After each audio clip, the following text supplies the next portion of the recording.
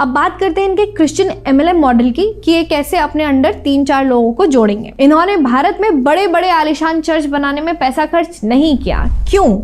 क्योंकि बड़ा चर्च बनेगा तो सरकार की नज़र में आ जाएंगे, लोकल लोगों को शक होगा और खर्चा भी ज़्यादा होगा। इन्होंने निकाला एक सस्ता और टिकाऊ मॉडल जिसे ये कहते हैं हाउस चर्च, यानी किसी भी लोकल व्यक्ति का इसमें घर यूज़ होता था। हर एक हाउस चर्च को स्पॉन्सर करने में अमेरिका से सिर्फ कुछ $100 करीब 25 से 30 हज़ार रुपये भेजे जाते थे। अब इस नेटवर्क को चलाने के लिए इन्होंने बाकायदा बाइबल के किरदारों पर आधारित एक कॉर्पोरेट हायरार्की बनाई हुई थी। तो इसमें सबसे ऊपर आता है पॉल्स।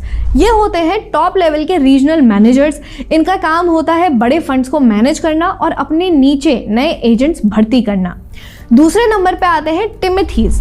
ये होते हैं मिडिल लेवल के चर्च प्लांटर्स। इनका काम होता है गांव में जाकर पैठ बनाना और लोगों को इकट्ठा करना। तीसरा है टाइटसेस। ये होते हैं ग्राउंड लेवल के विलेज लीडर्स जो सीधे आम लोगों से डील करते हैं। चौथा है, जैसे एक आम MLM कंपनी में होता है कि तुम जितने ज़्यादा मेंबर लाओगे तुम्हारा लेवल उतना बढ़ेगा और ऊपर वाले को उतना कमीशन मिलेगा, ठीक वैसे ही यहाँ हर नए हाउस चर्च और हर नए कन्वर्टेड व्यक्ति के सिर पर इन एजेंट्स को डॉलर के हिसाब से इंसेंटिव मिलता था। और इसी मॉडल के दम पर यह संगठन गर्व से दावा करता था कि इन्होंने भारत में 2 लाख से ज़्यादा सफल कन्वर्टर्स का नेटवर्क तैयार कर लिया है। अब इनका ट्रेनिंग मैनुअल देखते हैं जिसमें आप जानेंगे कि सांप भी मर जाएगा और लाठी भी नहीं टूटेगी। अब आप कहेंगे रितिका, लोग इतने भोले तो होते नहीं है कि कोई भी आकर उनको कन्वर्ट कर दे। इसके लिए तो बहुत अपोज होता होगा ना। हाँ, विरोध तो होता था और इसी विरोध से बचने के लिए TTI ने बाकायदा अपने कार्यकर्ताओं को एक मैनुअल दे रखा था। ऑप इंडिया की जांच में इस मैनुअल के जो अंश सामने आए हैं वो आंखें खोलने वाले हैं। इसमें साफ साफ सिखाया गया है कि सांप भी मर जाए और लाठी भी न टूटे वाली स्ट्रैटेजी कैसे अपनानी है। इस ट्रेनिंग मैनुअल में वॉलंटियर्स को ये इंस्ट्रक्शंस दिए गए थे।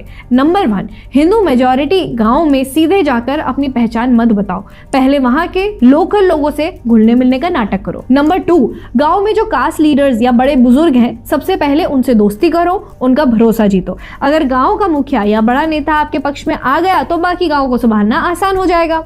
नंबर 3, स्थानीय रीति रिवाजों का विरोध मत करो बल्कि उनका इस्तेमाल करो। उनके भजनों की धुन पर अपने गाने गाओ। इसे ये अपनी भाषा में डिस्कवरी बाइबल स्टडी कहते हैं, जहां एक सोशल सर्विस या सोशल ग्रुप की आड़ में धीरे धीरे लोग का माइंड वॉश किया जाता है।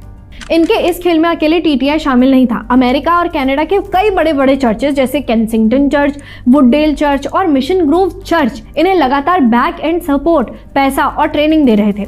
इनके pastor time to time tourist visa पर भारत आते थे, इन चर्चेस का मुआयना करते थे और वापस भी चले जाते